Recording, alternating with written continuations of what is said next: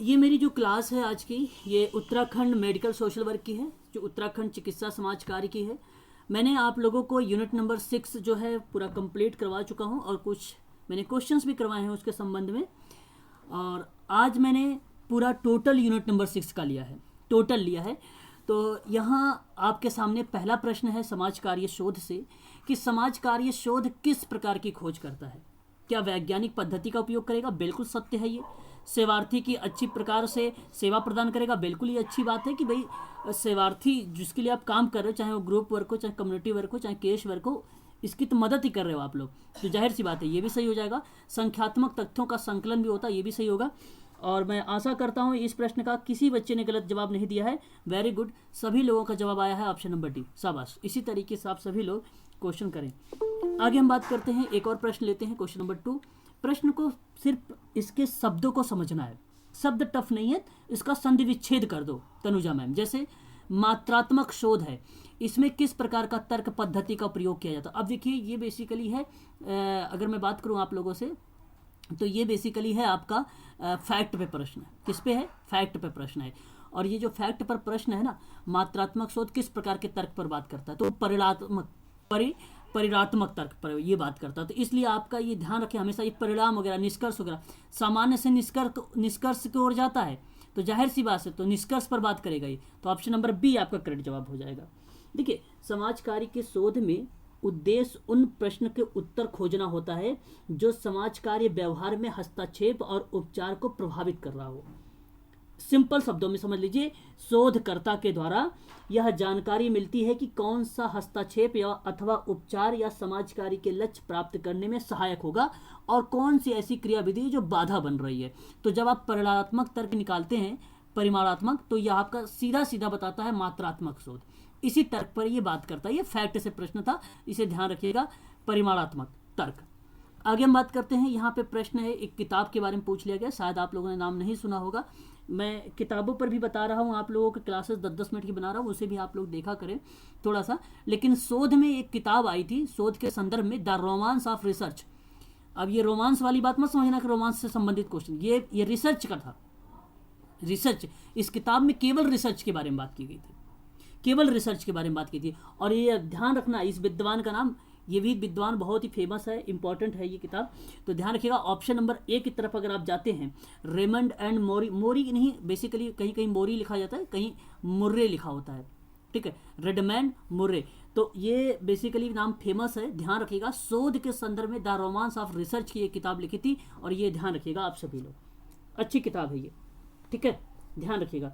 और जब कभी संख्यात्मक तथ्य होता है, वहां पर निगमनात्मक तर्क पद्धति का प्रयोग किया जाता है। अब ये प्रश्न संख्या पे नहीं था, ठीक है, सॉरी, जब कभी आपका अगर प्रयोग होगा संख्यात्मक तथ्यों की संकल्प उसके बारे में, कॉन्सेप्ट के बारे में, तो उस कॉन्सेप्ट को जाने के लिए निगमनात्मक तर्क पद्धति का प्रयोग करते हैं, ठीक है। तो ध्यान रखिएगा, निगमनात्मक तर्कना की। और जब आप ध्यान रखेंगे मात्रात्मक में होगा, तो मात्रात्मक में बेसिकली सर्वेक्षण होता है, साक्षात्कार होता है, प्रेक्षण होता है, रिकॉर्ड होता है, ये सारी चीजें डाली जाती है।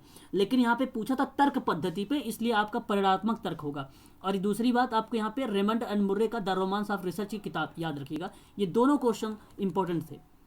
आगे बात करते हैं, अवलोकित सामग्री का संभावित साधारणीकरण सत्यापन। देखिए हालांकि अगर आपको पता है तो बता दीजिए, लेकिन एग्जाम में जरूरी नहीं कि ये आपको सीधा परिभाषा से प्रश्न बनेगा, ठीक है। मैंने ऐसे डाल रखा ताकि आपका पता चले कि भाई क्या होता है रिसर्च, ठीक है। तो देखिए यहाँ पे संभावित का मतलब होता है प्रोबेबिलिटी, साधारणीकरण का मतलब होता है सैंपल, एक प्रकार से सत्यापन करता है, और पर्याप्त कर्म विषयक और व्यवस्थित पद्धति है। शोध के संदर्भ में ये किस विद्वान ने परिभाषा दिया है, ये आपके सामने प्रश्न है ना, ये परिभाषा से प्रश्न पूछ लिया था। अच्छा प्रश्न है, और आप लोगों को बता भी सकते हैं, जरा मुझे एक बार बताएं, कंफर्म करें किसका नाम आता है यहाँ पर। लुंडबर्ग का नाम आता है। किसका नाम आता है? लुंडबर्ग का नाम आता है। देखिए मैं अगर आपसे बात करूं, नवीन ज्ञान की प्राप्ति के लिए व्यवस्थित प्रयत्न से हम शोध करते हैं, और उसी को हम लोग शोध बोलते हैं। तो नवीन प्रतिक्रिया के रूप में आ रही है, तो अवलोकित सामग्री का संभावित होना, साधारणीकरण, सत्यापन करते हुए पर्याप्त कर्म विषयक और व्यवस्थित पद्धति के रूप में देखा जाता है, तो ये एक प्रकार से रिसर्च बता देता है। और रिसर्च की ऐसी परिभाषा देने वाला ऑप्शन में आपका लुंडबर्ग का नाम आएगा, ध्यान रखिएगा। क्वेश्चन नंबर 5 के बारे में बात करें तो एक साथ रहने वाले व्यक्तियों के जीवन में क्रियाशील अंतर्निहित प्रक्रियाओं का अन्वेषण ही सामाजिक अनुसंधान कहलाता है, ये किस विद्वान ने कहा है। ठीक है, ये भी एक प्रकार से परिभाषा है। ठीक है, तो ये बेसिकली अगर हम बात करें तो सामाजिक विज्ञान के दृष्टिकोण से अगर देखा जाए तो उसके परिप्रेक्ष्य में बताया गया है समाज कार्य शोध की परिभाषा। क्वेश्चन नंबर 5 का सही जवाब यहाँ पे होगा, तो अगर मैं आपसे बात करूँ C.A. मोजर का नाम, C.A. मोजर का नाम आएगा। मोजर इज द राइट आंसर हो जाएगा, ऑप्शन नंबर सी में है। ठीक है, ऑप्शन नंबर सी में है कि इन्होंने कहा था कि सामाजिक शोध अनुसंधान को स्पष्ट करते हुए बोला था कि सामाजिक घटनाओं और समस्याओं के संबंध में एक नए ज्ञान की प्राप्ति होती है, व्यवस्थित अवश्य जो है एक प्रकार से गन्वेषण कह सकते हो या अवेषण कह सकते हो, उसी को हम लोग सामाजिक शोध कहते हैं। ठीक है, तो ऐसी प्रतिक्रिया में आपका नाम आता है C.A. कोजर का नाम। आगे बात करते हैं सामाजिक अनुसंधान। सामाजिक अनुसंधान का कारण बताइए जरा। सामाजिक अनुसंधान, अनुसंधान मतलब वही है, सीधा सीधा अनुसंधान लिखे या शोध लिखे। ठीक है, तो उसी का मीनिंग निकलता है। जरा बताएं मुझे कारण क्या हो सकता है इसका। एक तो ये कारण हो सकता है कि नए तथ्यों के बजाय पुराने तथ्यों का सत्यापन करना, बात तो ठीक है। दूसरी बात करता हूँ कि सामाजिक समस्याओं का प्रत्यक्ष अवलोकन होता है, ये भी बात ठीक है। वैज्ञानिक पद्धतियों के आधार पर कार्य कारण संबंध को स्थापन करना, ये भी बात ठीक है। तो ऑप्शन नंबर डी आपका करेक्ट जवाब हो जाएगा। वेरी गुड, यहाँ पे सही जवाब भी आ रहा है राफिया मैडम का, सोहन सर का भी, तनुजा मैडम का। इसी तरीके से प्रश्न को पढ़कर आप करेंगे तो इजीली समझ जाएंगे। अब थोड़ा सा आप लोगों को बड़ी दिक्कत हो रही होगी कि ये फैक्ट वाले क्वेश्चंस को याद नहीं होते होंगे आप लोगों को। कोई बात नहीं, कॉपी पेन साथ में रखें, बस कीवर्ड्स को लिखिए और सीधा आप वहाँ पे आगे नाम लिख दीजिए। इतने सारे समाज कार्य से मैं फैक्ट आप लोगों को दे रहा हूँ। किस विद्वान ने कहा है कि समाज कार्य की प्रकृति को 4 आधारभूत वर्गीकरण के रूप में वर्गीकृत किया गया है। तो मैं आपको नाम बता देता हूँ यहाँ पे। क्वेश्चन नंबर ये 7 का अगर करेक्ट जवाब है आपका कोई, तो रीड का नाम है। अब आपको ये भी जानना जरूरी है कि ये 4 हैं कौन कौन से, है ना। फिर तो जानना ये भी जरूरी है कि रीड महोदय ने जो चीज़ें बोली है वो कौन कौन से। बेसिकली ये शोध की प्रकृति में प्रमाणिक आधार पर वर्गीकृत किया था इन्होंने। ठीक है, किसके आधार पर किया था? प्रमाणित आधार पर वर्गीकृत किया था। और प्रमाणित आधार पर जब इन्होंने 4 भागों में डिवाइड किया था तो उनका 4 ये चीज़ बता देते। पहला तो ये बोला था इन्होंने, कहा था कि व्यक्ति, परिवार और छोटे समूह के व्यवहार और उनके व्यक्तित्व की समस्या के बारे में देखेंगे। ये पहली बात बोला था उसने कि चाहे व्यक्ति हो, चाहे परिवार हो, चाहे समूह हो, चाहे समुदाय हो, इसके बारे में देखेंगे। दूसरी बात इन्होंने बोला, इन्होंने दूसरी बात ये कहा कि सामाजिक संगठन में समुदाय को सामाजिक नीति का अध्ययन करेंगे। मतलब अब देखिए, पहले वाले में case work group, case work रख लीजिए, पहले वाले में केस वर्क रख लीजिए, बस केवल केस वर्क रख लीजिए। दूसरे वाले में रख लीजिए आप लोग समुदाय को। ठीक है, समुदाय। अच्छा, अगर कोई परिवार आता है, परिवार भी एक यूनिट है, परिवार भी एक यूनिट है, याद रखेंगे आप सभी लोग। लेकिन आप ट्रिक बना लो, परिवार जैसे समूह में तो भाई 3 लोग होंगे, 4 लोग होंगे, 5 लोग होंगे तो समूह होगा। तो आप यहाँ पे कह लीजिए एकल परिवार या छोटा परिवार, किस में आ जाएगा? पहले वाले में आ जाएगा। दूसरे वाले में क्या आ जाएगा? समुदाय आ जाएगा। तो आपका ये 3 प्रणाली कंप्लीट हो गई, मतलब प्राथमिक प्रणाली के अंतर्गत। ठीक है, अगर हम बात करते हैं तीसरे नंबर की, तीसरा उन्होंने ये था कि जो जानकारी मिली है आपको, उन जानकारियों का उपयोग करिए और अंतिम परिणाम तक जाइए, अंतिम परिणाम तक जाना। तो ये समाज कार्य की प्रकृति बताती है। ये बात कहते हैं रीड, कि भाई हम जब कभी जानकारी हमें मिल जाती है तो हम उसके परिणाम तक चले जाते हैं। ये तीसरी बात बताया था इन्होंने। चौथी बात एक और बताया था इन्होंने कहा कि मनोवृत्ति, मनोवृत्ति का मतलब होता है एटीट्यूड, एटीट्यूड होता है मनोवृत्ति। तो मनोवृत्ति पर शोध करना, ठीक है, सामाजिक कार्यकर्ताओं को ट्रेनिंग करना, इस तरीके की कार्यविधि जो बताती है समाज कार्य शोध की प्रकृति बताती है। तो ये 4 टाइप का था, तो आपको मैंने 4 नाम भी बता दिए यहाँ पर। ठीक है, तो ये सभी चीज़ें जो है आप लोगों को ध्यान रखना पड़ेगा। अच्छा, गार्टन, देखो ऑप्शन नंबर बी में था आपका गार्टन। बेसिकली गार्टन का जो नाम आता है, इसने अपने विचार पर दिया था कि समस्याओं जो होती हैं उनको समस्याओं को समाधान करना है, फिर उन व्यक्तियों को समाज के मुख्य धारा से जोड़ना है। ऐसा एक प्रकार इनका स्टेटमेंट था, इनका विचार था। ठीक है, तो ये भी हम ध्यान रखेंगे। बाकी यहाँ पर अगर हम बात करें जो है C.A. कोजर का नाम इतना इंपॉर्टेंट नहीं, P.V. यंग वगैरह ये आएंगे, अभी स्टेप में आएंगे, समाज कार्य के चरण में इनका नाम आएगा। आगे बात करते हैं क्वेश्चन नंबर 8 के बारे में कि शोध की प्रकृति पर गार्टन महोदय का विचार निम्नलिखित में से कौन सा तत्व शामिल है। अब देखिए 4 चीजें मैंने बताया है आपको। अब देखो गार्टन महोदय के बारे में। अच्छा, गार्टन महोदय यहाँ पे नाम इनका नहीं है, रीड का नहीं है, गार्टन का नाम है। देखो इनका विचार क्या क्या चीज़ें थी, इस पे थोड़ा सा आप लोग ना ध्यान रखिए। सामाजिक समस्याओं का समाधान करना, मैं बता रहा था ना अभी आपको कि उसे समाज के मुख्य धारा से जोड़ना, तो ये पहला तो तय है कि ये पहला तो पहला होगा ही होगा। सिद्धांतों का सामान्यीकरण भी करना, यानी सिद्धांत मतलब जो प्रिंसिपल है, जो थ्योरी है ना, उसका जनरलाइजेशन करना, ये भी उसी का विचार था। और उत्तम परिणाम की चेष्टा करता है, ये गार्टर महोदय, ये भी इसका था। और उपरोक्त तो सभी, यहाँ पर करेक्ट जवाब हो जाएगा डी वाला, ठीक है, यहाँ पे डी वाला करेक्ट जवाब हो जाएगा। तो गार्टर महोदय जो उनका विचार था ये पॉजिटिव था, ठीक है, ये चीज़ हमें ध्यान रखना होगा। कौन सा विद्वान था जो समाज कार्य शोध के क्षेत्र में या समाज कार्य शोध से संबंधित था, वो विद्वान का नाम बताना है।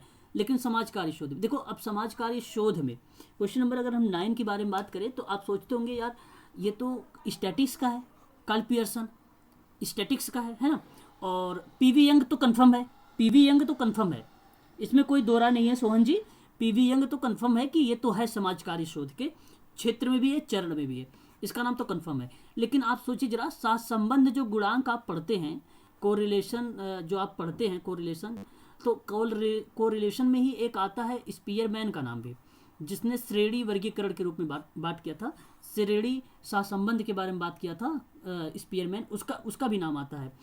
और कार्ल पियर्सन का भी नाम, जब सांख्यिकी पढ़ेंगे तो ऑटोमेटिक यहाँ पे आ जाएगा। और सांख्यिकी यूज़ कहाँ होती है, समाज कार्य शोध में यूज़ होती है, तो इसलिए आप कहेंगे कि कार्ल पियर्सन भी था, तो ऑप्शन नंबर यहाँ पे सी हो जाएगा। अब यहाँ पे सभी भी हैं, तो देखिए आप सभी की तरफ ना जाएं, सभी की तरफ चले जाएंगे तो ए बी तो ऑलरेडी आ जाएगा, तो ये स्टेटमेंट आपका गलत हो जाएगा, सभी गलत हो जाएगा, यहाँ पर आप सी को लगाए, ठीक है, क्योंकि ऊपर के दोनों ही लोगों का नाम पूछ रहा था यहाँ पर कौन कौन से हैं, तो यहाँ पर ऑप्शन नंबर सी आपका करेक्ट जवाब हो जाएगा।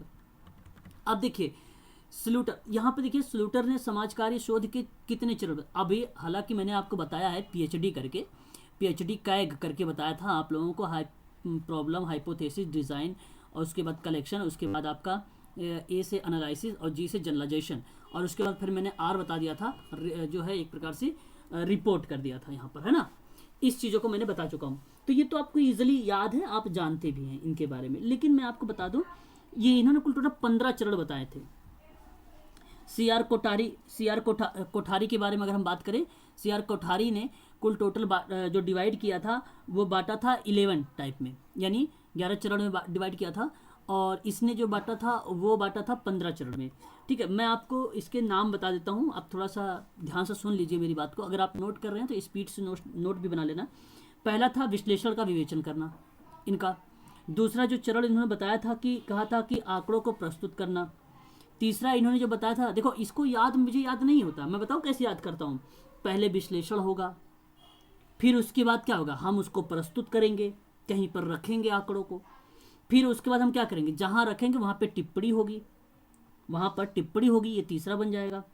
और फिर उसके बाद वो टिप्पणी होगी किस पर, जब टिप्पणी होगी तो हम करेंगे क्या, टिप्पणी तो आप कर देंगे किसी चीज़, कमेंट तो कर दिया, फिर मैं अपने शैली को विकसित करूँगा। ये याद करने का तरीका नहीं, ये सिर्फ आप एक दूसरे से रिलेट करते करते अगर आप पढ़ेंगे तो आपको ऑटोमेटिक याद हो जाएगा।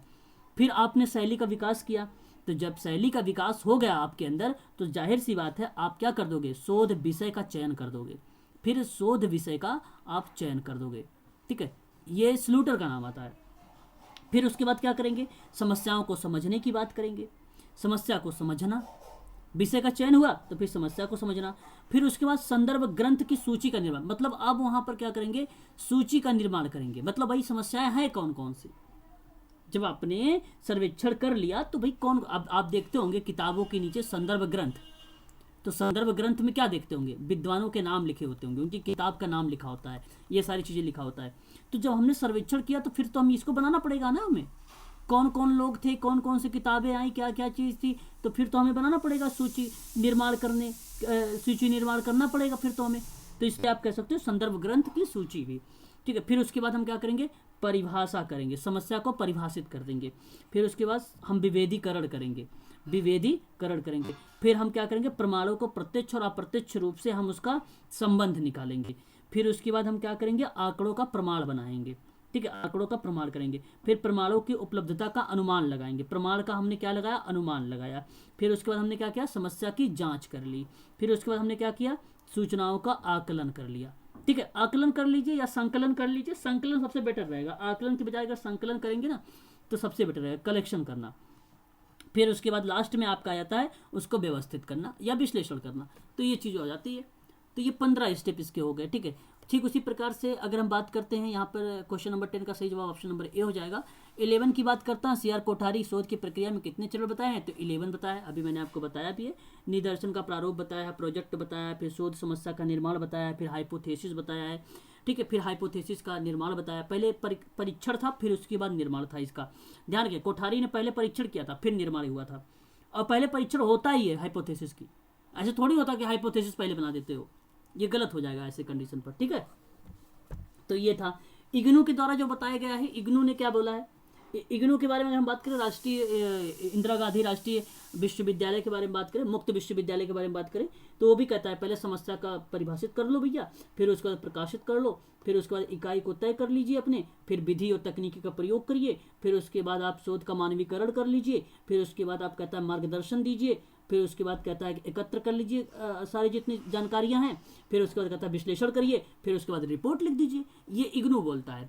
हालांकि इग्नू वगैरह से नहीं पूछा जाता है, लेकिन अगर बाय द वे बन जाए तो ऐसी प्रतिक्रियाओं को आपको बता देना चाहिए। आगे हम बात करते हैं नेक्स्ट क्वेश्चन पर।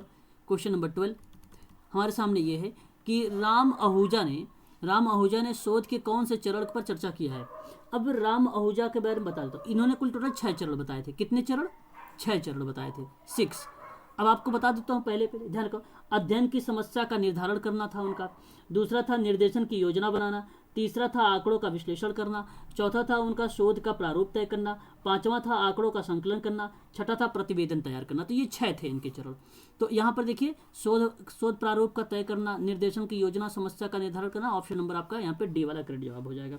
लगभग यहाँ पे दीपा जी ने सही जवाब भी दिया है, ठीक है। ऐसे प्रश्न को हमें करना पड़ता है। आगे अगर हम बात करते हैं, निम्नलिखित में से कौन सा तत्व जो है प्रथम चरण में शामिल है, कौन सा तत्व जो है प्रथम चरण में शामिल है। अब देखिए, चरण तो ऐसे भी कई होते हैं। अब आप ध्यान सुनिए मेरी बात को। तो जब भी आपसे पूछा जाए तत्वों के बारे में, एलिमेंट के बारे में, तो वैसे मैं बताऊं 8 चरण होते हैं। कितने चरण होते हैं? 8 चरण होते हैं। अब इन 8 चरणों के बारे में थोड़ी थोड़ी सी आप लोग जान लीजिए ताकि आपके काम आए। तो देखिए, जो प्रथम चरण था वो शोध की समस्या को एक गहन और व्यापक रूप से समझना था, विश्लेषण का दृष्टिकोण था। ये आपका ऑप्शन नंबर जो होगा वो सी वाला सही रहेगा यहाँ पर, ठीक है भाई, प्रथम चरण में। अगर द्वितीय चरण की अगर बारे में हम बात करें तो ये बेसिकली साहित्य समीक्षा को बताता है। द्वितीय चरण साहित्य समीक्षा को बताता है। तृतीय चरण के बारे में बात अगर हम करें तो शोधकर्ता यहाँ पर जो होता है वास्तविक उद्देश्य क्या होता है ये जानने की कोशिश करता है, ठीक है। तो उद्देश्य के आधार पर प्रक्रिया को निर्भर रहती है। तो आप कह सकते हो कि तथ्यों को संकलित करना। तो तीसरा क्या हो जाएगा? तथ्य का संकलित करना। चौथा जो हो जाएगा आपका वो क्या हो जाएगा? हाइपोथेसिस, ठीक है। हाइपोथेसिस का व्यक्त करना, हाइपोथेसिस को व्यक्त करना, ये हो जाएगा आपका कौन सा नंबर? ये हो जाएगा चौथा। 5वें नंबर की अगर हम बात करें तो निर्दर्शन होता है। निर्दर्शन का मतलब क्या होता है? सैंपलिंग होता है, ठीक है, 5वां हो जाएगा। छठा क्या होता है? सामग्री को जो है एकत्र करना है और उसके बाद उसकी व्याख्या करना है, ठीक है। तो आप यहाँ पे कह सकते हो कि एकत्र भी करिए और फिर उसके बाद व्याख्या भी करिए, बात एक ही मानिए। जैसे केस स्टडी हो गया, अवलोकन हो गया, जीवन इतिवृत्ति हो गया, इन सभी विधियों का हम प्रयोग, रूल नियम वगैरह सब इसका प्रयोग करते हैं। 7वां अगर आपका होगा तो आंकड़ों का जब आप संकलित कर लेंगे तो फिर क्या करेंगे? उपकरणों का प्रयोग करेंगे, प्रविधियों का प्रयोग करेंगे, तकनीकी का प्रयोग करेंगे। तो ये 7वां हो जाएगा। और एक 8वां था, लास्ट था। तो 8वें में क्या था? विश्लेषण कर दीजिए, रिपोर्ट लिख दीजिए, बस हो गया रिपोर्ट लिखना। तो ये आपका हो जाएगा नंबर 8 का, ठीक है। तो इस चीज़ का आप तो ध्यान रखिएगा, ठीक है। क्वेश्चन नंबर अगर हम 14 की बात करते हैं कि इनमें से कौन सा शोध समस्या का प्रकार है। अब शोध समस्या का प्रकार हमें जानना है, टाइप कौन कौन से होते हैं। तो देखिए, हालांकि अगर हम देखा जाए शोध समस्याओं के प्रकार में, तो एक तो हम गुणात्मक तरीके से भी समस्या को निकाल लेते हैं, एक मात्रात्मक तरीके से भी निकाल लेते हैं, है ना, कई टाइप से। लेकिन अनुसंधान समस्या को स्पष्ट रूप से एक कथन के रूप में देखा जाए तो भी एक प्रकार बन जाता है, और पूर्ण कार्यकर्ता के द्वारा किया गया अनुसंधान भी देख लिया जाता है। विकल्पों की भूमिका, ठीक है, हमें क्वेश्चन को ध्यान रखना है।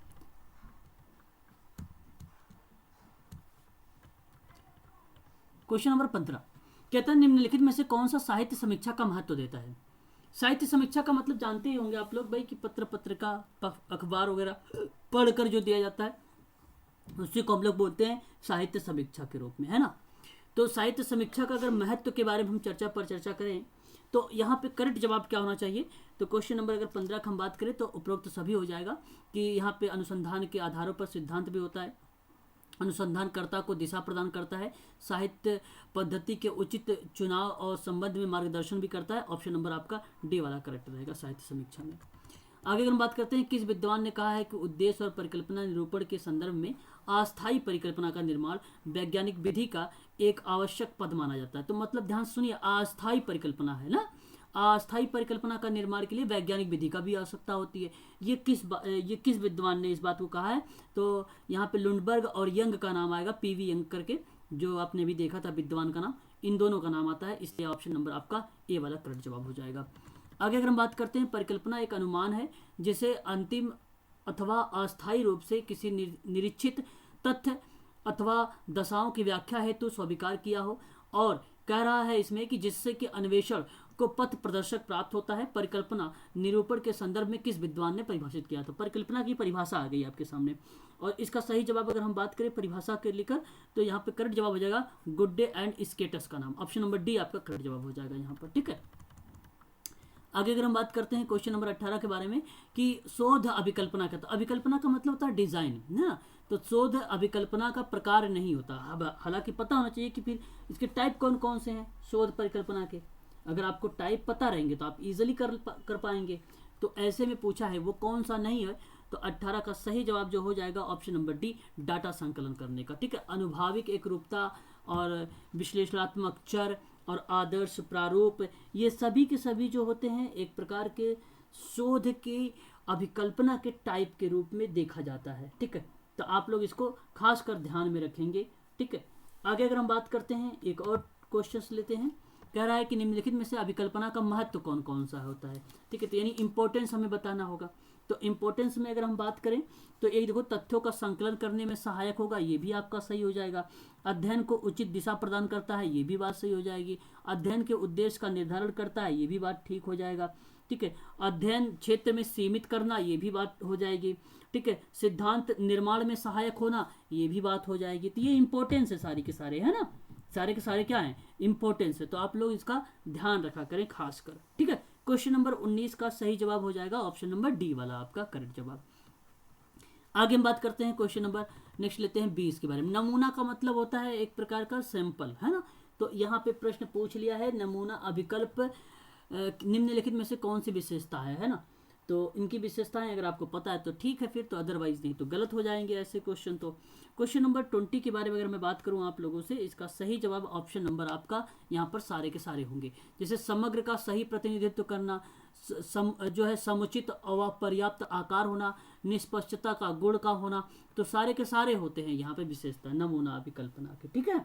तो अभिकल्पना की अगर विशेषताओं के बारे में बात किया जाए, लक्षण वगैरह के बारे में बात किया जाए, तो समग्र का सही प्रतिनिधित्व करना, समुचित और पर्याप्त आकार के बारे में बात करना, निष्पक्षता का गुण का होना, साधनों का अनुरूप काम होना, है ना, और उद्देश्य के अनुकूल काम होना, इकाइयों के बारे में जानकारी प्राप्त करना, सैंपल के आकार का निर्धारित करना, सैंपल की उपयोगिता की पद्धति का चयन करना, सैंपल के निर्धारित संख्याओं का चयन करना, है ना, समग्र का निर्धारण करना, सैंपल की इकाई को निर्धारित करना, ये सभी के सभी एक प्रकार के क्या होते हैं, उसके नमूना अभिकल्पना के विशेषता बताते हैं। तो ऑप्शन नंबर आपका डी वाला करेक्ट हो जाएगा।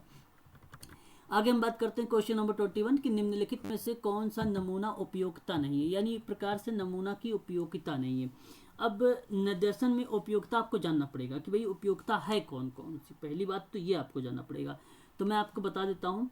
एक देख लीजिए, विस्तृत एवं गहन अध्ययन करना होता है, और एक होता है समग्र की, जो होता है समय की बचत। जैसे मैंने अभी आपको बताया था ना कि भाई क्या होता है वहाँ पे बचत, समय की बचत क्या होती है। जैसे सैंपलिंग के प्रयोग में, ध्यान सुनिए, अब वो प्रश्न यहीं से था जो अभी मैंने आप लोगों से पढ़ा रहा था। तनुजा मैम आप कह रहे थे कि सर थोड़ा सा टफ लैंग्वेज टफ लग रही थी, तो देखो इसी का प्रश्न था।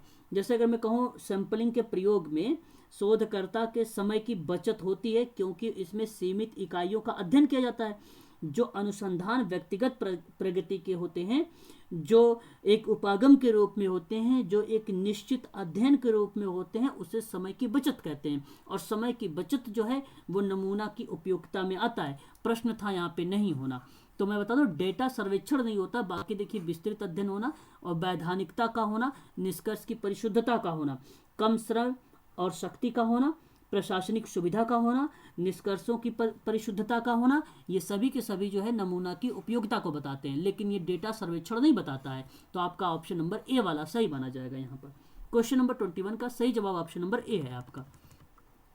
आगे बात करते हैं, स्रोत के कितने श्रेणी में डिवाइड किया गया है। अब स्रोत है, रिसोर्सेज है, मैंने आप लोगों को पढ़ाया भी है कि एक प्राथमिक स्रोत होता है, एक द्वितीयक स्रोत होता है ना कि नहीं, बताया नहीं बताया है, बताएं आप लोग। अब ये प्राथमिक शोध क्या होते हैं और द्वितीयक शोध क्या होते हैं। प्राथमिक शोध में प्रत्यक्ष अवलोकन आता है, प्रश्नावली आती है, अनुसूची आती है, साक्षात्कार आता है, व्यक्तिगत अध्ययन आता है, प्रक्षेपणी विधि आती है, समाज मिति आता है। तो ये आपका प्राथमिक के अंतर्गत हो जाएगा।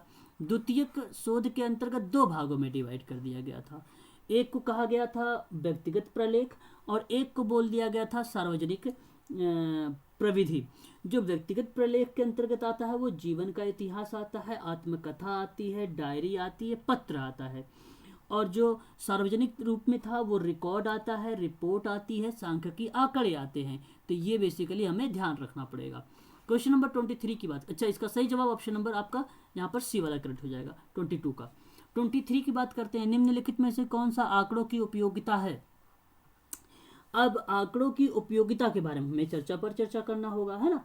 तो आंकड़े की कौन कौन सी उपयोगिता के अंतर्गत रखे गए हैं, तो मैं आप लोगों को बताना चाहूँगा यहाँ पर कि यथार्थ, शुद्ध और संक्षिप्त जानकारी होनी चाहिए, तो ये तो सत्य हो जाएगा। प्रशासन और नियोजन हेतु आंकड़ों की उपलब्ध होना जरूरी हो जाएगा। सूचनाओं का संकलन का होना जरूरी है। तो ऑप्शन नंबर आपको यहाँ पे जो होगा वो डी वाला करेक्ट जवाब हो जाएगा। ठीक है, तो आंकड़े की उपयोगिता के बारे में चर्चा हुई थी इस प्रश्न में, तो इसका सही जवाब ऑप्शन नंबर डी वाला सही माना जाएगा। आगे बात करते हैं, आंकड़े जो होते हैं या अगर हम बात करते हैं डेटा या आंकड़े के प्रकार में शामिल किया गया है। तो आंकड़े कितने प्रकार के होते हैं। आंकड़े तो बेसिकली अगर हम बात करते हैं तो दो ही टाइप के होते हैं, एक मात्रात्मक होता है और एक आपका गुणात्मक होता है। ठीक है, दो टाइप के आंकड़े होते हैं, मात्रात्मक आंकड़े और गुणात्मक आंकड़े, प्लस में भौगोलिक आंकड़े, कल बताया था आप लोगों को, कालक्रम संबंधी आंकड़े, ये भी आंकड़े होते हैं। अब गुणात्मक आंकड़े में क्या होते हैं, जहाँ पे लक्षण, गुण, विशेषताएं निर्धारित की जाती है वो गुणात्मक आंकड़े हो जाएंगे। और जो मात्रात्मक आंकड़े होते हैं वो कौन से होते हैं, जहाँ पर आप क्रमानुसार एक संख्या पर एक सहसंबंध का मापन कर रहे हैं, वो आपका हो जाता है मात्रात्मक आकलन। भौगोलिक आंकड़े क्या होते हैं भाई, गुणात्मक और मात्रात्मक दोनों का समावेश होता है कि नहीं। किसी राष्ट्र और विभिन्न राज्यों की जनसंख्या को दर्शाने के लिए हम भौगोलिक आंकड़े का प्रयोग करते हैं, तो इसलिए समावेश इसको बोल सकते हैं। और एक होता है कालक्रम। अब ऑप्शन में तो कालक्रम नहीं लिखा हुआ है, लेकिन आप लोग जाने रहिए इसके बारे में भी कि जो किसी विशेष घटना के विभिन्न कालों को क्रमानुसार रखा जाए उसको हम बोलते हैं कालक्रमानुसार डेटा। तो ये आपका सही हो जाएगा ऑप्शन नंबर डी वाला यहाँ पर। ठीक है, तो इस चीज़ का आप लोग खासकर ध्यान रखें। आगे बात करते हैं, निम्नलिखित में से आंकड़े प्राथमिक स्रोत में शामिल नहीं है। अब देखो मैंने कई बार आप लोगों को बोल रखा है प्राथमिक आंकड़े में शामिल नहीं है, तो जरा आप लोग मुझे बताएं। ठीक है, चले बताएं। क्वेश्चन नंबर 25 का राफिया मैडम का डी जवाब आ रहा है कि भाई लिखित परीक्षण नहीं था। ओके, तनुजा मैडम भी कह रही है लिखित परीक्षण नहीं था। ओके भाई, बहुत बढ़िया। क्वेश्चन नंबर 25 का लगभग बच्चों ने जवाब दे रहे हैं डी की तरफ, लिखित परीक्षण नहीं है, तो यही करेक्ट जवाब हो जाएगा। बाकी ये सारे के सारे आ जाते हैं ना, अनुसूची, साक्षात्कार, व्यक्तिगत अध्ययन, प्रक्षेपण और उसके बाद समाज मिति। ठीक है, लिखित आंकड़े के बारे में अगर हम बात करते हैं तो लिखित किस में आएगा, रिकॉर्ड, रिपोर्ट यानी द्वितीयक आंकड़े के अंतर्गत आ जाएगा, है ना। सांख्यिक द्वितीयक सार्वजनिक प्रविधि के अंतर्गत आ जाएगा, तो ये आपका यहाँ पे करेक्ट हो जाएगा। अब देखिए एक विद्वान की परिभाषा आ गई है डेटा संग्रहण को लेकर। अगर हम बात करें यहाँ पर तो इन्होंने कहा है कि प्रविधियाँ समाज एक वैज्ञानिक के लिए मान्य और सुव्यवस्थित तरीके से हैं, जिन्हें वह अपने अध्ययन विषय से संबंधित विश्वसनीय तथ्यों को प्राप्त करने के लिए उपयोग में लाता है। डाटा संग्रह के संदर्भ में किस विद्वान की ये परिभाषा है। तो इस प्रश्न का अगर हम बात करें सिंपल लैंग्वेज में तो यहाँ पर प्रोफेसर मोजर का नाम आता है, यही आपका करेक्ट जवाब हो जाएगा। इन्होंने इस परिभाषा को दिया था। ठीक है, आगे अगर हम बात करते हैं कि तथ्य प्रक्रमण प्रक्रिया डैश कहा जाता है जो आंकड़े को नियमित रूप से संचालित कर रही होती है। तो ऐसे में इस प्रश्न का जवाब क्या होना चाहिए? तो तथ्य प्रक्रमण और विश्लेषण की अगर हम बात करें तो इसी को हम लोग कहते हैं डाटा प्रोसेस। अब सिंपल समझ लीजिए, डेटा प्रोसेस होता है।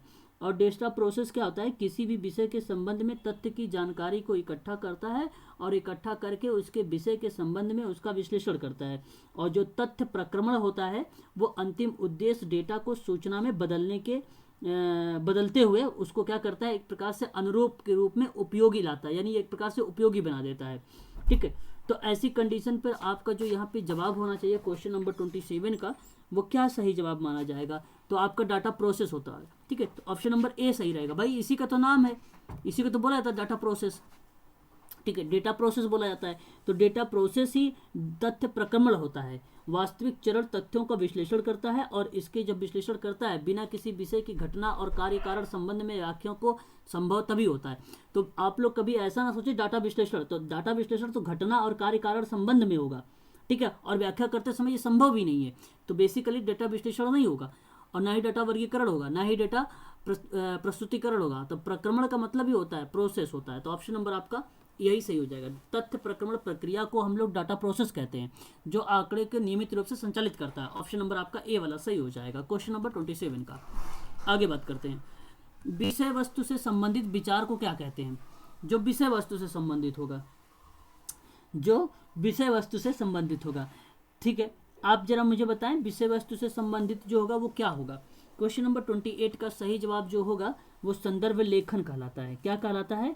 संदर्भ लेखन कहलाता है। तो ध्यान रखिएगा आप सभी लोग यहाँ पर कि विषय वस्तु के संबंधित विचार को हम कहते हैं संदर्भ लेखन, संदर्भ लेखन बोलते हैं। तो यही हमारा करेक्ट जवाब हो जाएगा, है ना।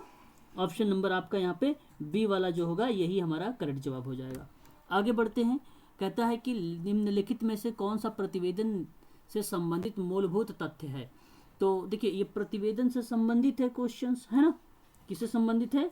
प्रतिवेदन से संबंधित है। ठीक है, तो प्रतिवेदन के अंतर्गत अगर हम बात करें, प्रतिवेदन मतलब रिपोर्ट जिसको हम बोलते हैं, लेखन से संबंधित है।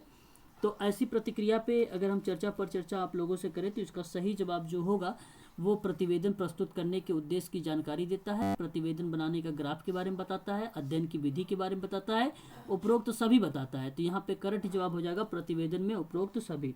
ठीक है, तो जब कभी विषय वस्तु से संबंधित विचार होता है तो जिनका उपयोग करके शोध कार्य में बढ़ोतरी की जाती है, जहाँ तक समाज कार्य के संदर्भ शैली पर प्रश्न है, इसे ही शोध को हम प्रतिवेदन लेखन या उदाहरण या पैराफ्रेजियम के रूप में देखते हैं हम सभी लोग। ठीक है, तो यहाँ पे करेक्ट जवाब ऑप्शन नंबर आपका डी वाला करेक्ट हो जाएगा।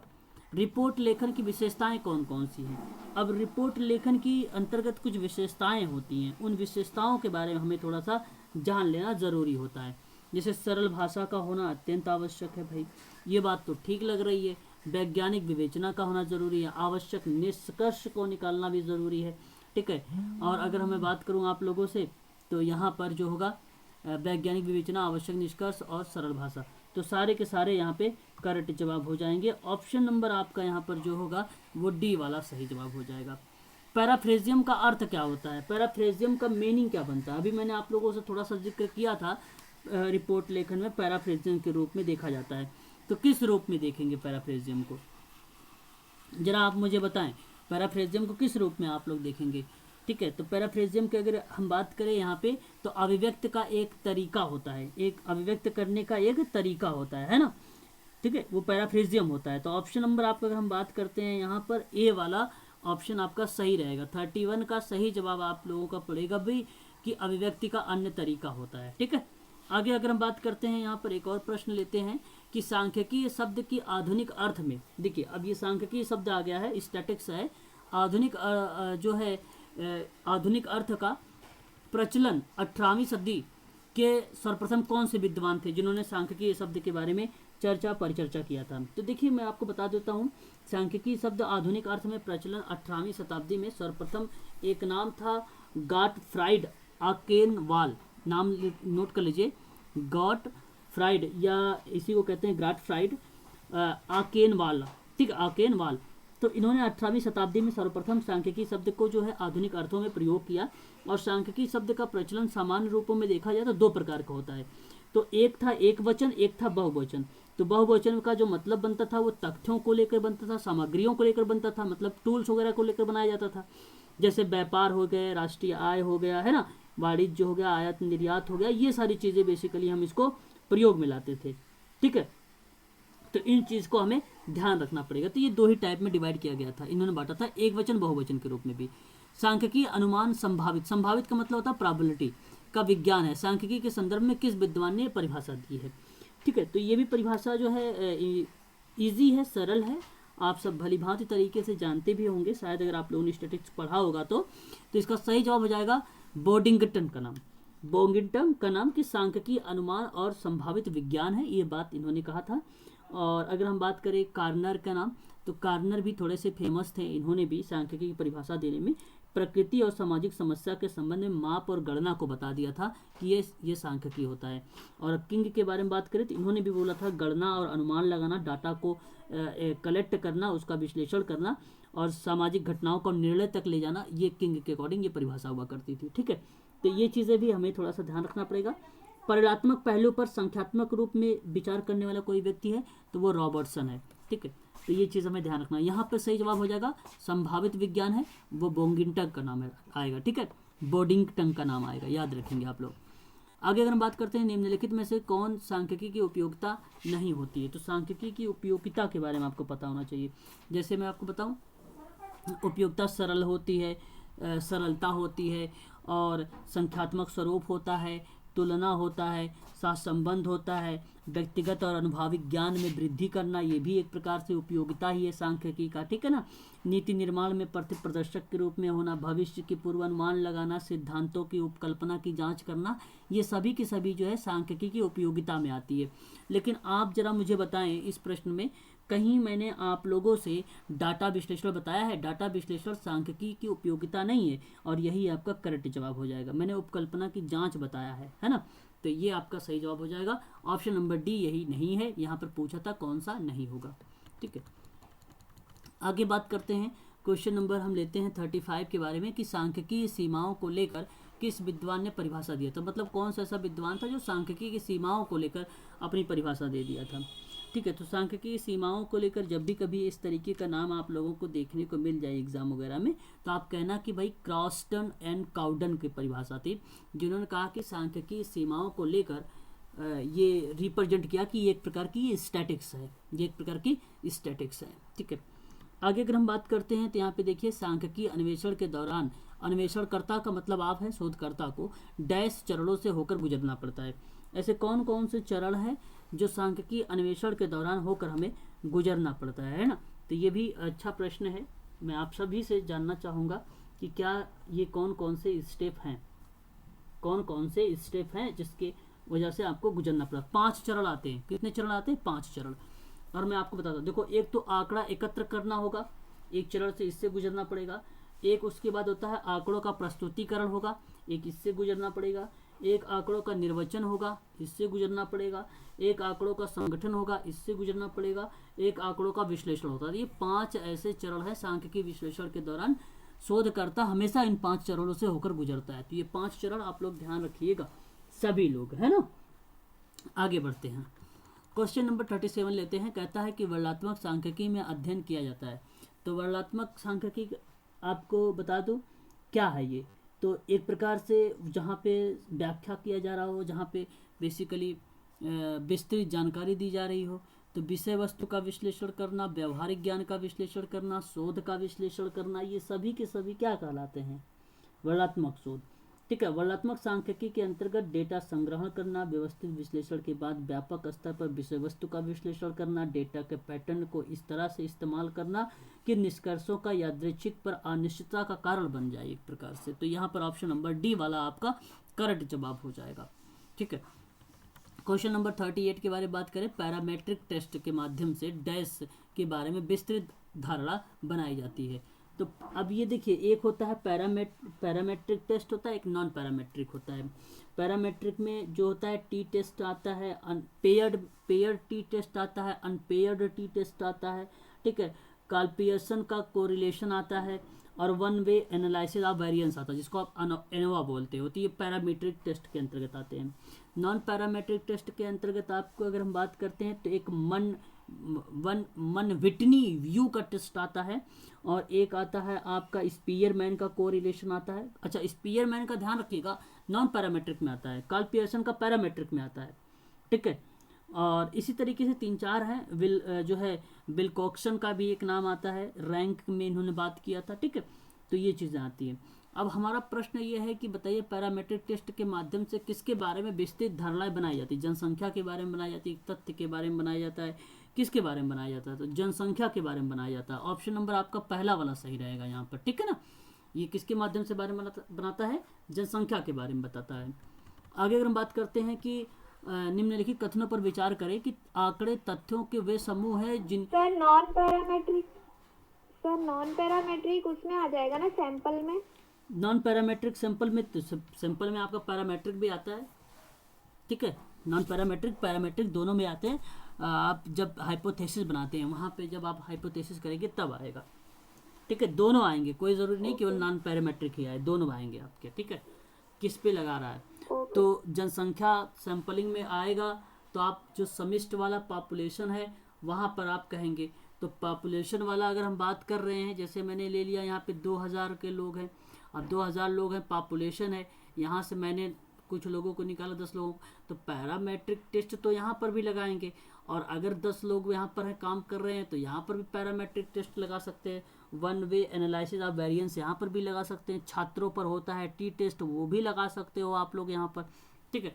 तो जरूरी ये नहीं तो दोनों टेस्ट आ जाएगा। नॉन पैरामेट्रिक में क्या आएगा सर? नॉन पैरामेट्रिक किससे रिलेटेड है?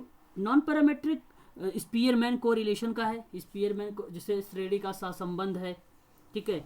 मन विटनी का एक टेस्ट है, उसका भी नाम आ जाता है, ठीक है। और एक वेल्स टेस्ट करके था, उनका भी नाम आता है।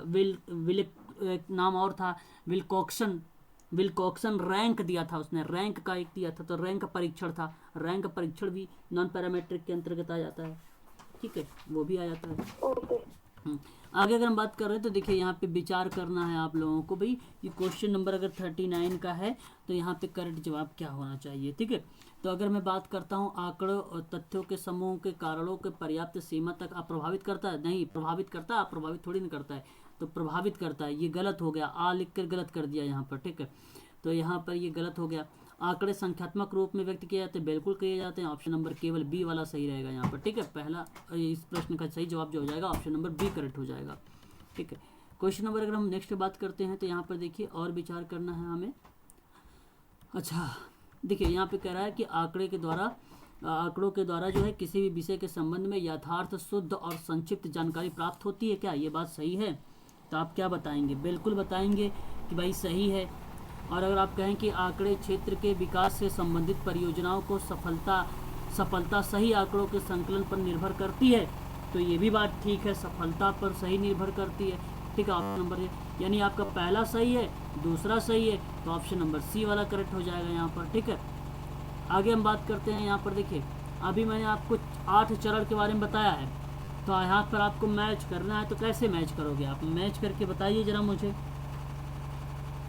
क्वेश्चन नंबर 41 का अगर आपको मैच करना है तो कैसे मैच करेंगे? तो आपको मैं कहूँगा कि प्रथम होता है समस्या का चुनाव। अब आप देख लीजिए, पहले का जो मिलेगा उसी को आप लगा देना, ठीक है। अब आप देख रहे हैं पहले का एक में डी लगा हुआ है, इसी को मिला दो। या तो आप आगे अगर देखें तो साहित्य समीक्षा दूसरे नंबर पे आ रही थी, मैंने आपको बता रहा था यहाँ पे, तो ये दूसरे नंबर पे लगा दीजिए। तीसरे के बारे में बात करें तो शोध को स्पष्ट कर रहा था, उद्देश्यों को, और चौथे नंबर पर हाइपोथेसिस को स्पष्ट कर रहा था, तो यही आपका सही जवाब हो जाएगा ऑप्शन नंबर डी। तो ये कॉमन सेंस का प्रयोग करना, याद थोड़ी कोई चीज़ होती है किसी को, ठीक है। हमें बस थोड़ा सा यूज करना है बस शब्दों का, थोड़ी कीवर्ड्स को पकड़ने हैं, उसके बाद तुरंत ऑप्शन पे लगा देने हैं, ठीक है। अगर हम बात करते हैं शोध पर विचार करें, शोध संबंधित तथ्यों का वर्णन करिए या निष्कर्ष के बीच में अंतर स्पष्ट को विश्लेषण कहते हैं। क्या ये बात सही लग रही है आप लोगों को? बताइए एक बार। तो आप कहेंगे बिल्कुल सही है कि शोध के संबंध में तथ्यों का विश्लेषण और निष्कर्ष के बीच में जो है अंतर स्थापित करना एक प्रकार का विश्लेषण कहलाता है, बात ठीक है। परिमार्जन आंकड़ों का विश्लेषण करने का एक चरण है। ना, कभी आपको मैंने बताया कि परिमार्जन के अंतर्गत होता है आंकड़ों का विश्लेषण? कहीं नहीं। मॉडिफिकेशन में क्या करना भाई, मॉडिफिकेशन तो व्यवहार में किया जाता है, मॉडिफिकेशन तो कहाँ किया जाता है भाई। आप बी गलत क्यों लगा रहे हैं, सी क्यों लगा रहे हैं प्रदीप जी। क्वेश्चन नंबर 42 का आप सी क्यों लगा रहे हैं। परिमार्जन आंकड़ों का विश्लेषण का एक चरण है। ये कहाँ आपने सुना कि परिमार्जन व्यवहार का करने में। अगर हाँ, अगर आप कहते हो कि भाई आंकड़े जो होते हैं वो विश्लेषण का एक चरण होता है, या आप ये कह लेते कि शोध भी एक प्रकार के आंकड़ों का विश्लेषण का चरण है, तो फिर तो ठीक था। लेकिन यहाँ पर ये गलत हो गया, तो इसलिए ऑप्शन नंबर आपका केवल पहला वाला सही है। इसलिए ऑप्शन नंबर ए करेक्ट हो जाएगा आप सबका, ठीक है। क्वेश्चन नंबर नेक्स्ट बात करते हैं 43 के बारे में। निम्नलिखित कथनों पर विचार कीजिए जरा। विश्लेषण प्रक्रिया की समाप्ति के बाद कार्यकर्ता निर्वाचन की तैयारी करता है। क्या ये बात सत्य लग रही है आप लोगों को। 43 का अगर हम सही जवाब की बात करें तो बिल्कुल लग रही है कि विश्लेषण प्रक्रिया की समाप्ति के बाद कार्यकर्ता जो होता है निर्वाचन की तैयारी करता है। ये बात ठीक होता है, लेकिन आंकड़ों का समाधान प्रथम चरण नहीं।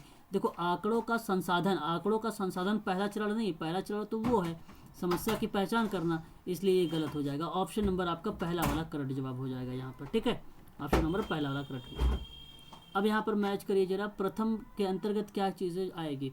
क्या प्रथम परिमार्जन होगा, पर्यवेक्षण होगा, संपादन होगा कि परीक्षण होगा। क्या अगर देखो हाइपोथेसिस होता, क्वेश्चन नंबर अगर हम 44 की बात कर रहे हैं, अगर हाइपोथेसिस होता तो हम लोग क्या करते, परीक्षण की तरफ बढ़ जाते पहले चरण को लेकर। लेकिन ये नहीं है, ये गलत है, ये है नहीं, क्योंकि ये ऐसा कुछ प्रश्न ही नहीं है।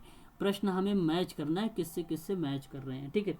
तो क्वेश्चन नंबर 44 का जो अगर सही जवाब की तरफ अगर हम लोग चले तो प्रथम में आपका आएगा पर्यवेक्षण में, ठीक है। अब पर्यवेक्षण में देखिए आपका या तो आपका बी होगा या तो आपका सी होगा, ठीक है।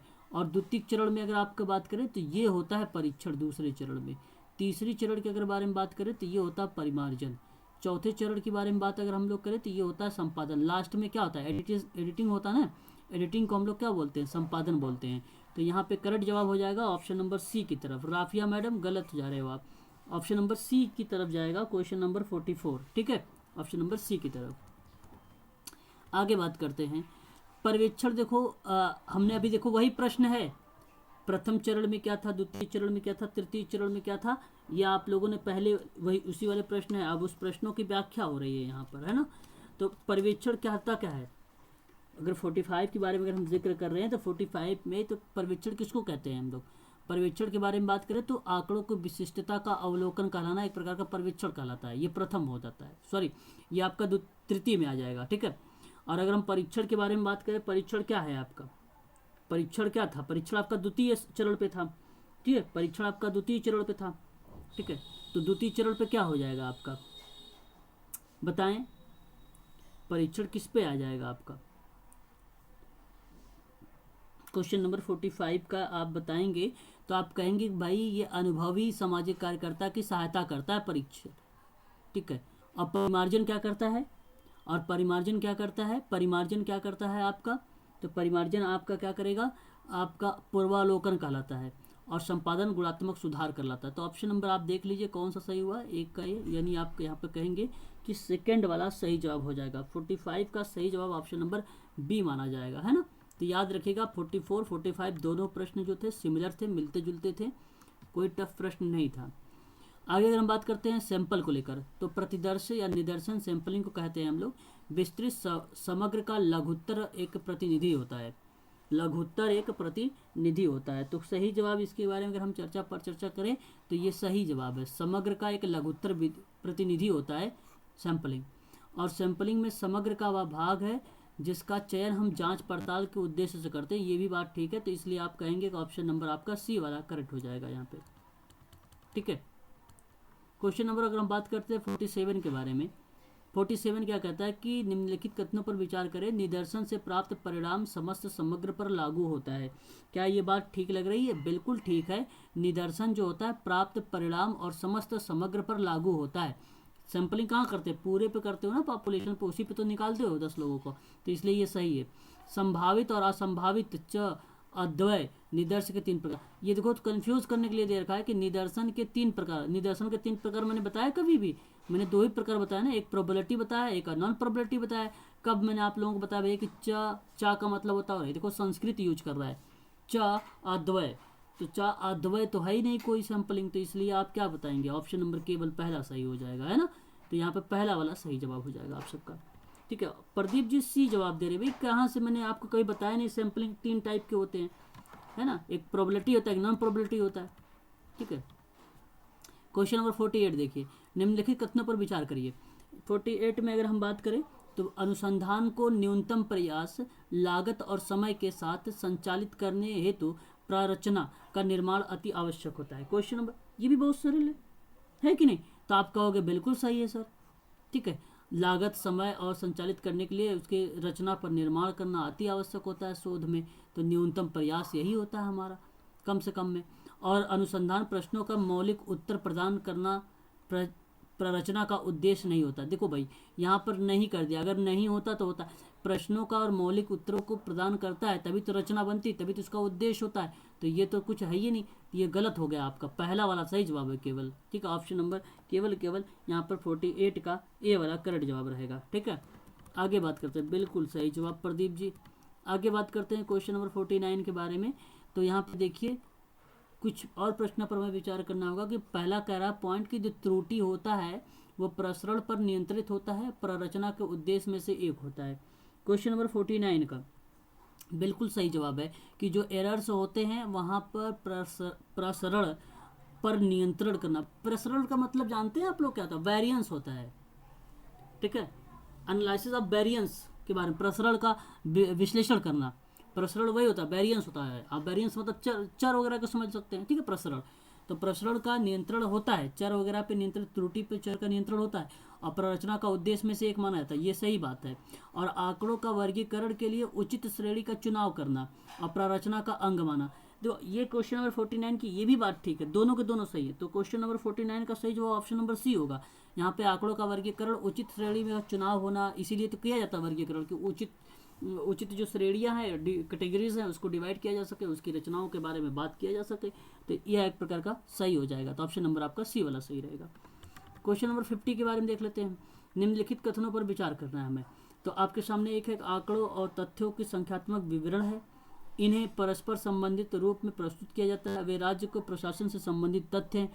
तो बताओ इसमें से 50 का सही जवाब क्या होना चाहिए। क्या इनमें से कोई सही लग रहा है आपको कि आंकड़े तथ्यों का संख्यात्मक विवरण है। आंकड़े जो हैं संख्यात्मक, आंकड़े तथ्यों का संख्यात्मक विवरण है, बात ठीक है गलत, सही लग रहा है ये तो। और इन्हें परस्पर संबंधित रूप में प्रस्तुत किया जाता है, परस्पर रूप में भी। वे राज्य प्रशासन से संबंधित तथ्य हैं। देखो वे राज्य और प्रशासन से संबंधित तथ्य, ये आपका मैं बता दूं यहाँ पे, यहाँ ऑप्शन में मत जाइएगा, ऑप्शन गलत आ गया है आप सभी में। ठीक है, ऑप्शन आप सभी में गलत आ गया है, तो मैं आपको बता देता हूँ, मेरी बात ध्यान सुन लीजिए। आंकड़े जो होते हैं तथ्यों की संख्यात्मक विवरण कर देते हैं, बात तो ठीक है, ऐसा हम कहते हैं, सही है, क्योंकि एग्जैक्ट इसने बताया नहीं ना कि मात्रात्मक है गुणात्मक है। और गुणात्मक होता तो फिर तो नहीं होता, मात्रात्मक होता तो होता, क्यों नाम ही नहीं दिया है इसने, तो ये बात तो ठीक है, ये तो सही है आपका। और परस्पर संबंधित रूप में प्रस्तुत किया जाता है, ये भी बात ठीक है, लेकिन केवल राज्य और प्रशासन के संबंध में ही तथ्य हो तो ये गलत बात है। ठीक है, ऑप्शन में मत जाइएगा, यहाँ पर ए और बी सही होगा, थर्ड वाला गलत हो गया है ना यहाँ पे इस प्रश्न में। ठीक है, चलिए आगे हम बात करते हैं कि सामाजिक निम्नलिखित तथ्यों पर विचार करिए जरा। आंकड़े के प्राथमिक स्रोत में वर्तमान सामाजिक दशा से संबंधित आंकड़े एकत्रित किए जाते हैं, क्या ये बात ठीक लग रही है। तो आप कहेंगे बिल्कुल ठीक लग रही है। प्राथमिक स्रोत जो होते हैं वर्तमान सामाजिक दशा के संबंध में आंकड़े एकत्र किए जाते हैं, जैसे प्रत्यक्ष अवलोकन क्या है, प्रश्नावली क्या है, अनुसूची क्या है, समाज मिति क्या है, ये सारी की सारी उसी के अंतर्गत आएंगे। और वही द्वितीय स्रोत के बारे में बात करें सामाजिक संस्था में, अब सामाजिक संस्था क्या करती भाई, वही तो रिपोर्ट वगैरह बनाती है, इतिहास बनाता है, इतिवृत्ति व्यक्ति का बनाता है, बात तो ठीक है, संबंध में आंकड़े प्राप्त होता है, बिल्कुल सही जवाब ऑप्शन नंबर यहाँ पर सी वाला करेक्ट होगा। बहुत सरल प्रश्न था ये, बहुत सरल प्रश्न था ये, है ना। चलिए आगे बढ़ते हैं, क्वेश्चन नंबर 52 लेते हैं। सामाजिक शोधकर्ता की रुचि होती है निम्नलिखित कथनों पर विचार करो। जरा अपनी रुचि बताओ आप लोग, क्या क्या रुचि होगी आप सबकी, अपनी रुचि बताइए, आप अपनी रुचि बताएं। क्या निदर्शन का आकार की समस्या, देखो अब यहीं पर देख लीजिए, तो ये तो पहले ही गलत हो गया कि सॉरी यार, यहाँ पर देखें ये क्वेश्चन 52 का है ना, समस्या प्रक्रियाओं की खोज करना और विवेचना करना। तो समस्या सामाजिक प्रक्रियाओं की, सोशल प्रोसेस की खोजना और उसकी विवेचना करना। क्या ये बात सही लग रही है? बताएं। बिल्कुल सही है।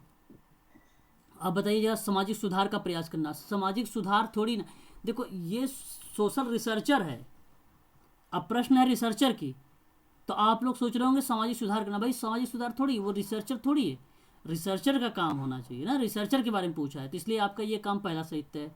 सामाजिक घटनाओं की प्रवृत्ति के बारे में भी सत्य है, तो ऑप्शन आपका पहला और तीसरा सही हो जाएगा, यहाँ पे थर्ड वाला पहला और तीसरा सही रहेगा। ठीक है, आपकी रुचि इसमें है। ठीक है, सामाजिक सुधार वगैरह प्रयास थोड़ी करो, आप रिसर्चर हो, जब समाज कार्य के बारे में पूछता तब आप सोचते वहाँ पर। ठीक है, तब आप उसके बारे में सोचते। निदर्शन की समस्या, निम्नलिखित में से विचार करिए जरा। निदर्शन का मतलब क्या होता है? निदर्शन की आकार की समस्या कैसी होनी चाहिए बताएं आप लोग। तो आप लोग क्या कहेंगे भाई, निदर्शन की समस्या से संबंधित विचार, तो निदर्शन का आकार समस्या है, ये बिल्कुल गलत है। ये कहाँ है भाई कि उसका आकार समस्या है? अब आप चाहो तो इसमें से 2000 है, तो चाहो तो 2 ही लोग को लो, तो ये समस्या है आपके लिए? अब बताएं, इसमें से चाहो तो 200 लोग लो, तो इसमें से समस्या है ये आप लोगों के लिए? तो निदर्शन का आकार समस्या बता रहा है, तो ये गलत हो गया।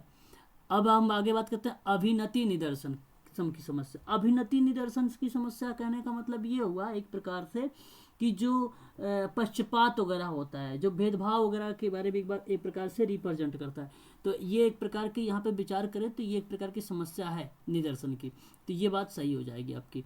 और उसके बाद समानांतर निदर्शन अगर रहेगा तो भी समस्या होगी, क्योंकि भेदभाव पक्षपात यहाँ पर भी हो जाएगा, तो ये समस्या के पॉइंट ऑफ व्यू से था, इसलिए आप लोग कहेंगे कि ऑप्शन नंबर आपका दूसरा और तीसरा सही रहेगा यहाँ पर। ठीक है, बाकी निदर्शन के पॉइंट ऑफ व्यू से गलत रहेगा। ठीक है, आगे हम बात करते हैं, निम्नलिखित कथनों पर विचार करते हैं कि आंकड़ों का संकलन व्यवस्थित ढंग से पूर्व निश्चित उद्देश्यों की प्राप्ति हेतु संभव होता है। तो क्या ये बात सही लग रही है? तो आप कहेंगे बिल्कुल गलत लगेगी, क्योंकि आंकड़ों का जो संकलन कर रहे हैं वो व्यवस्थित ढंग से पहले पूर्व निश्चित उद्देश्यों की प्राप्ति हेतु संभव था। तो भाई बताइए, बिना अप्रत्यक्ष अवलोकन किए हुए, बिना डेटा लिए हुए आप कैसे ये निर्धारित कर सकते हो कि ये सही होगा सब कुछ, है ना? ऐसे में तो ये जाना मुश्किल हो जाएगा, इम्पॉसिबल है। तो आंकड़ों का संकलन के दौरान व्यवस्थित ढंग से पहले से ही निश्चित उद्देश्य की प्राप्ति हेतु संभव होता है, ऐसा नहीं होता है, ये गलत जवाब है आपका। ठीक है, आगे अगर बात करें भौतिक आंकड़ों का, जहाँ उपेक्षा की जाती है, सामाजिक आंकड़ों का संकलन और प्रमाणन का कटना कठिन है। हाँ, ये बात सही है, भौतिक आंकड़े करते समय या सामाजिक आंकड़े को संकलित करते समय उसको प्रमाणित करना या कलेक्शन करना कठिन कार्य है, तो इसलिए आप केवल 2 लगाएंगे, ऑप्शन नंबर बी की तरफ जाएंगे। क्वेश्चन नंबर 54 का ऑप्शन नंबर केवल बी होगा यहाँ पर। और प्रश्न पर विचार करिए जरा, ये प्रश्न सारे के सारे विचार वाले हैं और अच्छे प्रश्न हैं। निम्नलिखित कथनों पर विचार करें। फिर कह रहा है सार्वजनिक प्रलेख 2 प्रकार के होते हैं, प्रकाशित होता है, अप्रकाशित होता है। तो क्या इस बात से आप सभी लोग सहमत हैं कि प्रकाशित और अप्रकाशित होना चाहिए? तो आप कहेंगे बिल्कुल सही है सर। अभी मैंने बताया था, एक व्यक्तिगत प्रलेख होता है, एक सार्वजनिक प्रलेख होता है। तो प्रलेख के अंतर्गत हालांकि रिपोर्ट, रिकॉर्ड ये सब आते हैं, साथ ही साथ अप्रकाशित और अप्रकाशित उसी में आते हैं, इसलिए आपका ये सही हो जाएगा। और अप्रकाशित जो सार्वजनिक प्रलेख में आता है वे रिकॉर्ड होते हैं, बिल्कुल सही जवाब। देखो यहाँ पे शुद्ध साबित कर दिया इसने बता भी दिया यहाँ पर। और जो कंपनियों और सरकारी दफ्तरों के द्वारा दिन प्रतिदिन सहकारी के लिए सुरक्षित करता, तो ठीक है, ऑप्शन नंबर आपका यहाँ पे सी सही रहेगा। 1 और 2 दोनों सही यहाँ पर है। ठीक है, ऑप्शन नंबर सी इसका सही जवाब हो जाएगा। ठीक है, आगे हम बात करते हैं क्वेश्चन नंबर 56 के बारे में कि निम्नलिखित कथनों पर विचार कीजिए जरा। सामाजिक कार्य शोध के विभिन्न चरणों का एक क्रमबद्ध श्रृंखला है और इन चरणों एक दूसरे से संबंधित होते हैं। बिल्कुल होते हैं, सही बात है, गलत बताइए जरा आप लोग। 56 का कहेंगे बिल्कुल सही बात है भाई कि एक दूसरे से संबंधित होते हैं। भाई समस्या की पहचान कर लिया तो फिर उसके बाद विषय का चयन कर लो ना, क्या दिक्कत है? ठीक है, इस तरीके की क्रियाविधि स्टेप बाय स्टेप चलता है और मैं यही तरीका बता रहा था आप लोगों को याद करने के लिए, तो ये बात सही है, देखिए किताब में लिखा हुआ है ना। आगे अगर हम बात करते हैं कि शोधकर्ता को शोध हेतु ऐसे समूह और समुदाय क्षेत्र संबंधित समस्या का चयन करना चाहिए जिसमें शोधकर्ता अवधि के दौरान लगातार परिवर्तन होते रहते हैं। अरे भाई इसमें क्या मजा आएगा बताओ जरा आप लोग, ये तो गलत निकला है, पूरा का पूरा गलत है ना, बताएं जरा, पूरा का पूरा गलत है ये। भाई जहां परिवर्तन हो रहे हैं वहां पर क्यों करना, शोधकर्ता ऐसे क्षेत्र को क्यों चयन करना, परिमार्जित जहां पे होते रहते हैं। ठीक है, तो ऑप्शन नंबर केवल यहाँ पर पहला वाला करेक्ट जवाब हो जाएगा। ठीक है, ऑप्शन नंबर ए। ठीक है, क्वेश्चन नंबर 56 की बात कर लेते हैं। यहाँ पे 57 के बारे में बात कर लेते हैं कि निम्नलिखित कथनों पर विचार कीजिए जरा। अच्छे प्रश्न वही होते हैं जो सामाजिक आदेशों का उल्लेख ना कर व्यवहार का ही उल्लेख करें। क्या ये बात ठीक लग रही है आप लोगों के लिए? आप क्या बताने वाले हैं, बताएं जरा एक बार। कि अच्छे प्रश्न वही होते हैं जो किसी आदेश का उल्लेख ना करें, व्यवहार का उल्लेख करें। बिल्कुल सही बात है, ये ऑप्शन आपका एक पहला सही हो गया। प्रश्नावली का प्रयोग दुरूह का मतलब एक प्रकार से दोहरापन और विशिष्ट शोधों के लिए किया जाता है, तो ऐसी क्रियाविधि गलत हो जाएगी। प्रश्नावली कहाँ दूर, तो एक व्यक्ति के लिए होती बनाई जाती है ना, आपके लिए थोड़ी। आप बना रहे हो किसी के लिए, क्या आपके लिए वो क्लाइंट बना रहा है आपके लिए प्रश्न? तो ये गलत जवाब हो जाएगा। तो ऑप्शन नंबर केवल 57 का ए वाला सही माना जाएगा, है ना। 50, अब देखिए 58 से लेकर 62 तक के ऐसे भी प्रश्न पूछे जाते हैं। एक तरफ कथन लिखा रहता है, एक तरफ कारण लिखा रहता है। कथन को हम ए से रिप्रेजेंट करते हैं, कारण को हम आर से रिप्रेजेंट करते हैं। आप लोग समझ जाना, अगर ऑप्शन ए को देंगे जवाब तो ए और आर दोनों सही होगा वहाँ पे, और आर ए की व्याख्या कर रहा होगा। दूसरा ऑप्शन कहेगा कि ए और आर दोनों सही हैं परंतु आर ए की व्याख्या नहीं हुई, तो पहले वाले में व्याख्या होगा, दूसरे वाले में व्याख्या नहीं होगा। तीसरे वाले में ए सही होगा और आर गलत हो जाएगा, और चौथे वाले में ए गलत हो जाएगा और आर सही रहेगा।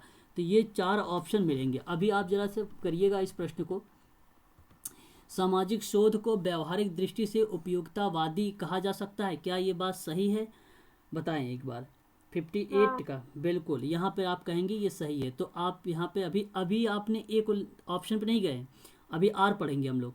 सामाजिक शोधों से प्राप्त सूचनाएं जो होती हैं सामाजिक नीति निर्माण, जीवन की गुणवत्ता में सुधार और सामाजिक समस्याओं के समाधान हेतु सहायक हो सकती है। तो देखिए जरा, सामाजिक शोध से प्राप्त जो भी सूचना होगी वो नीति निर्माण और जीवन की गुणवत्ता और सुधार के लिए सामाजिक समस्याओं को समाधान में सहायक नहीं होगी? बिल्कुल होगी। तो इसलिए आप तो इस बात से सहमत हो गए हैं कि ए भी सही है और आर भी सही है। अब आपको दिक्कत ये आ रही है कि व्याख्या कर रहा है कि नहीं व्याख्या कर रहा है। तो मैं आपको बता दूं, ये देखो सामाजिक शोध के व्यवहारिक दृष्टिकोण के बारे में बताया जा रहा है, और यहाँ पर भी व्यवहारिक दृष्टिकोण के बारे में चर्चा हो रही है कि जीवन की गुणवत्ता और सुधार को लेकर, सामाजिक समस्याओं को लेकर। तो इसलिए इस प्रश्न को व्याख्या कर रहा था। ऑप्शन नंबर ए सही हो जाएगा आपका, ठीक है। या तो आप ऐसे प्रश्नों में लास्ट में क्योंकि लगा दीजिए। कैसे लगाएंगे, ध्यान से सुनिए। सामाजिक शोध की व्यवहारिक दृष्टि से उपयुक्तवादी कहा जा सकता है क्योंकि सामाजिक शोधों से प्राप्त सूचनाएं सामाजिक नीति निर्माण की जीवन गुणवत्ता में सुधार और सामाजिक समस्याओं के समाधान में सहायता मिलती है या सहायता हो सकती है। तो बात सही है, देखो सेंटेंस सही बैठ रहा था, इस वजह से जब व्याख्या हो रही थी। तो ऑप्शन नंबर आपका यहाँ पे सही हो जाएगा। क्वेश्चन नंबर 59 की बात करते हैं हम लोग कि शोध में तथ्य संकलन का कार्य सर्वाधिक महत्वपूर्ण होता है। क्या ये बात सही लग रही है आप लोगों को? तो आप कहेंगे बिल्कुल सही है कि जब भी शोध करते हैं तो उसमें आंकड़ा संकलन करने का एक कार्य होता है, सर्वाधिक महत्वपूर्ण है। जब तक आंकड़े आएंगे नहीं तब तक मज़ा कहाँ से आएगा शोध करने में। फिर कारण कह रहा है कि जब आंकड़े आपने ले लिए हैं, संकलित कर लिए हैं, तो अनुसंधान में वस्तु स्थिति निर्भर करती है जिस प्रकार के तथ्य होंगे, निष्कर्ष भी वैसा ही होगा। बात तो ये भी सत्य है, तो यानी आप इस बात से सहमत हैं कि दोनों के दोनों स्टेटमेंट सही हैं। अब बात रही कि भाई व्याख्या हो रही कि नहीं हो रही, तो ऐसे में या तो क्योंकि लगा लीजिए, या तो आप ये सोच लीजिए कि तथ्य संकलन के कार्य महत्वपूर्ण बताया जा रहा है, फिर उतनी तथ्य संकलन के बारे में भी चर्चा परिचर्चा भी हो रही है, तो इसलिए आपकी यह व्याख्या भी हो रही है। तो ऑप्शन नंबर केवल यहाँ पर ए सही रहेगा। आज का ये लास्ट प्रश्न ले लीजिए आप लोग। कल मैं आप लोगों के लिए यूनिट नंबर 7 करवाऊंगा, इसी भी आप ध्यान रखिए, ठीक है। बाकी इसकी PDF में अभी आपके ग्रुप में डाल देता हूँ, ऐसे प्रश्नों को एक बार देख लेना आप सभी लोग। इसके नीचे आंसर की भी दिया हुआ है, ठीक है। 60 क्वेश्चन है ये कि वर्गीकरण के तथ्यों का विश्लेषण करना सरल हो जाता है। ए आपसे कह रहा है, आर कह रहा है कि वर्गीकरण से पूर्व तथ्य जो होंगे बिखरे रहते हैं जिससे तथ्य के विश्लेषण संभव होना नहीं है। तो देखिए जरा इस प्रश्न का पैटर्न समझिए कि वर्गीकरण तथ्यों का विश्लेषण करना सरल होता है। बात तो ठीक है, जैसी समस्या मिलेगी उसी के आधार पर हम लोग व्याख्या करते हैं, ये बात ठीक है। फिर कहता है वर्गीकरण से पहले जो तथ्य बिखरे रहते हैं उन्हीं तथ्यों का विश्लेषण करना संभव नहीं होता। अब जो तथ्य ऑलरेडी पहले बिखरे रहेंगे उनको कैसे संकलित कर सकते हो आप लोग? तो उनको करना तो भाई एक प्रकार से कठिन होगा, तो इसलिए ये भी बात सही है। और यहाँ पर बात हो रही है तथ्यों का विश्लेषण को लेकर, जिसको बताया जा रहा है वर्गीकरण में, तो वर्गीकरण के लेकर रिप्रेजेंट यहाँ पर भी किया जा रहा है, या उसकी तथ्यों का विश्लेषण यहाँ पर भी किया जाता है। तो इसलिए आप यहाँ पर कहेंगे ऑप्शन नंबर ए सही हो जाएगा। तो इसकी व्याख्या भी हो रही है, या तो आप क्यों की लगा लीजिए, आपको पता चल जाएगा कि इसकी व्याख्या भी होगी। ठीक है, तो मैं आज यहीं तक करवाऊंगा आप लोगों को। ठीक है, कल इसी के जो है हम लोग यूनिट नंबर 7 देखेंगे, मेडिकल सोशल वर्क का। ठीक है, यूनिट नंबर 7 देखेंगे। बाकी आप लोग यहाँ से जो बचे हुए प्रश्न हैं आप लोग कर लेना। अगर किसी प्रश्न में कोई दिक्कत आ रही हो तो आप लोग व्हाट्सएप ग्रुप में कमेंट करना, या इंडिविजुअल भी कमेंट करके मुझसे पूछ सकते हो, जैसी मर्जी आप लोगों की। ठीक है, मैं आपके जो डाउट रहेगा उसको मैं क्लियर करूँगा। ठीक है, अभी कोई डाउट है तो आप लोग मुझसे पूछ लीजिए।